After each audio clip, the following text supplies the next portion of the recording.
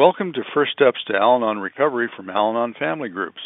This is a series of podcasts to discuss some common concerns for people who have been affected by someone else's drinking. Al-Anon's primary purpose is to help families and friends of people who have a drinking problem. Today we're going to ask members if Al-Anon helped them deal with spring break or summer vacations.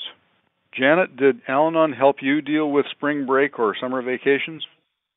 Well, I don't live with any active drinkers, and my children were not drinking when I was raising them and we had spring break or summer vacation. But when I was growing up, my sisters were the drinkers in my family, and I had one sister who was very affected by the spring season, spring weather, and for some reason it triggered her drinking. And so we always knew when spring break rolled around and the weather got nicer that we were going to have to deal with a relapse of hers. And I didn't have Al-Anon in my life back then. And now that I've been coming to Al-Anon for several years, I think back on that and I realize how much differently I would have handled those relapses and that seasonal trigger that she went through. And now I realize I would have had tools, I would have had options. There are things that I could have done to try not to take on the responsibility of the decisions that she made when it was springtime, when she was out of control and none of us knew what to do with her or how to handle her.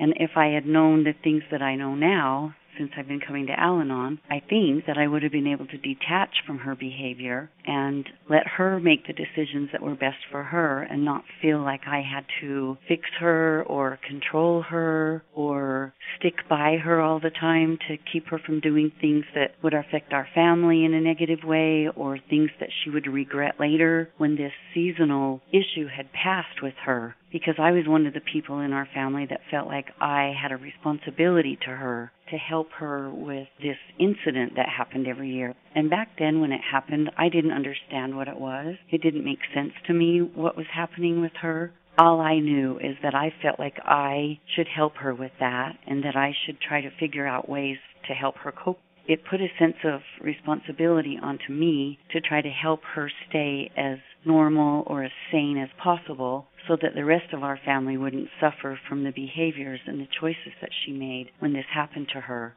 And I also think back of how it would have been had I been a member of Al-Anon during those years. I would have had people to talk to about what was going on in my family. I probably would have had an Al-Anon sponsor to call and to talk through all of the issues that came up with this spring behavior. And I'm sure I would have been able to share my story and my feelings with the fellow Al-Anon people that I would be in meetings with.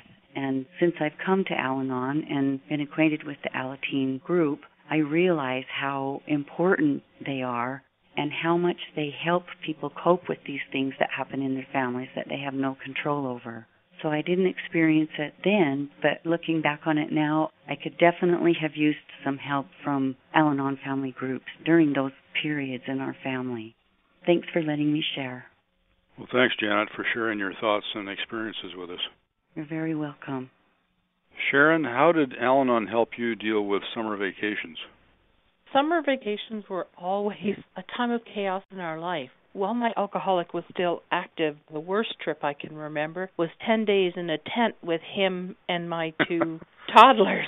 It was interesting to say the least. There was a lot of confusion, and of course it was a rainy week, so a lot of forced confinement. But Al-Anon gave me tools. I was able to distract the children who seemed to really trigger him and try and detach from the situation, although it's harder in a 10 by 10 tent. We did manage to make it through the trip without killing each other, but Al-Anon, like I said, gave me tools to cope, to detach. I was able to read literature and to just focus on myself and try to enjoy the trip in spite of the alcoholic's behavior. The following year, we went back to the same place, but we went back with sobriety, which I am fortunate enough to live with now.